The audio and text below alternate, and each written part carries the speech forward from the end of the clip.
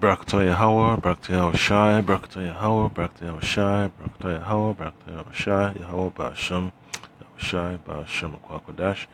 Double honors and salutations to the elders and apostles of Great Stone of the World's Brother Nasha DC Camp with another short lesson concerning the prophecy. Alright, so on the screen you see a quick brief simulation from Science Magazine. It's about the quest of these powerful nations on the face of the earth to have the advanced weaponry, all right, to have the edge over their adversaries, in World War III. But at the end of the day, it's all for nothing. It's all for the destruction of themselves, all right, because that's the prophecy of the Lord Yahweh Shema Shah, which he has put into their mind to take place, okay? So I came already familiar with the tests of all these so-called nuclear weapons, these hypersonic weapons. All right, so I'll play this video real quick so you have an idea of what these nations have been up to. Russia, China, Iran, United States, England, all right, UK, even this Middle Eastern country.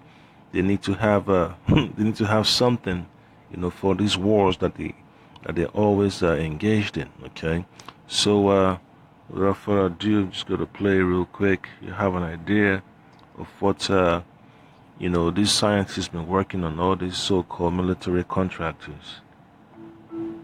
It's a very sobering thought that hypersonic weapons, for the most part, cannot be defended against right now. You could certainly see a launch of a missile booster rocket carrying a hypersonic weapon, but once that weapon, say it's a glider, releases from the rocket, you lose track of it.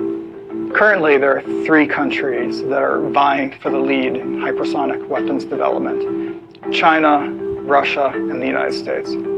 Let me start by talking about China. They recently tested a hypersonic weapon called the Xinghuang-2. It's a hypersonic cruise missile. This weapon was released from a rocket high over the sky of northeastern China. It then glided through the atmosphere, going at Mach 6, 6 times the speed of sound, bobbing and weaving, riding the shock waves. And that's what Esau's rulership has turned into, man. A rulership of chaos, a rulership based on strife, greed, and envy.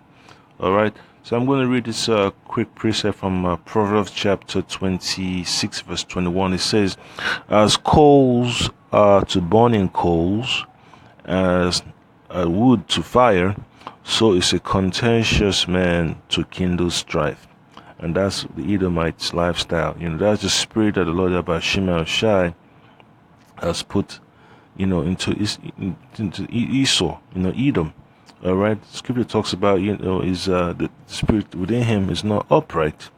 All right, so that means, whatever he does is always about, coming against the will of the Lord Yahweh Shema Shai. Even though he can't resist the will of the Lord Yahweh Shema Shai, but his actions are against the scriptures, against the laws, statutes, and commandments. His actions bring instability to the whole earth. That's why the book of Proverbs has the keyword, a contentious man. All right, and that's exactly what Esau's all about. He always like to have, strife in order for him to be on top and have rulership, to continue his rulership. Okay, and then the word for contentious in that scripture, Proverbs 26 is 21. The word there is Madayan. Okay, Madayan. Then it says strife, contention. Then it says brawling. All right, and that's what Esau's always been known for, man. Ever since the Lord Yahushua allowed them to get back in power during the Renaissance period, okay? And that's how messed up it's going to be in these last days, man. The contention is going to be so bad upon the face of the earth because Esau wants to hold on to his birthright, all right? So he's willing to go to any extent, all right? Even as far as fighting the angels, okay? That was how serious these Edomites are about trying to maintain their superiority, Okay, and then you look at the book of Isaiah, chapter 54, verse 16. All right, so I came already aware of this precept. Since Isaiah 54 and 16, it says, "Behold, I have created the smith that bloweth the coals in the fire, and that bringeth forth an instrument for his work. And I have created the waster to destroy." So all these hypersonic weapons, nuclear weapons, cruise missiles, all right, boats, guns, and all that shit. It's all, the ideas that the Lord Abashima Shah put into the minds of these scientists, to market to the militaries across the face of the earth. And then they have special programs, special secret programs, all right, that they go on the ground to develop, all these classified programs to test all kinds of weapons that they can use on the battlefield. Anything, any type of technology, whether it's an app, whether it's a vehicle, whether it's nutrition, whether it's anything that has to do with medical, the medical field that they could use to, to check on troops and all that stuff. Hey, this military, they will do it. They'll pay for it. They have researchers, whether they're molecular biologists, dietitian or physical trainers, all that, political scientists, historians. They employ so many people, to have an idea of how they could fight a battle and win. They employ, all these people that speak multiple languages. They call them polyglots. People that could speak more than 3 languages. So they could translate.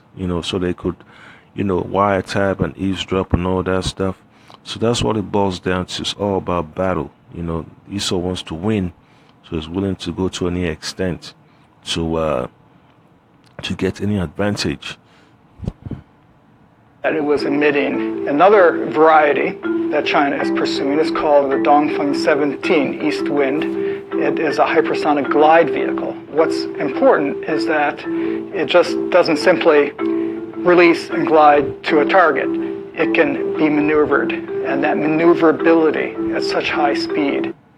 And that's what, the Son of Man, the hidden, that's what they want. They want power, okay? They always desire to have the attributes of the Lord. They want to be able to control, the most dangerous weapons on the face of the earth. They like to hold the fate of people's lives in their hands. Okay, so this is Isaiah chapter 35,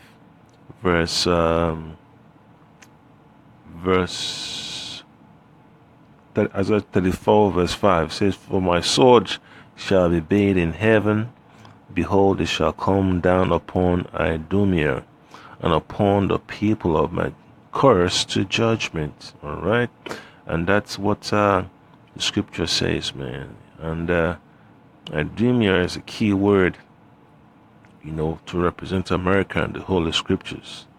Idumea, Edom, Babylon, Assyria, the land of unwalled villages, the virgin daughter of Babylon, they all refer to America, okay?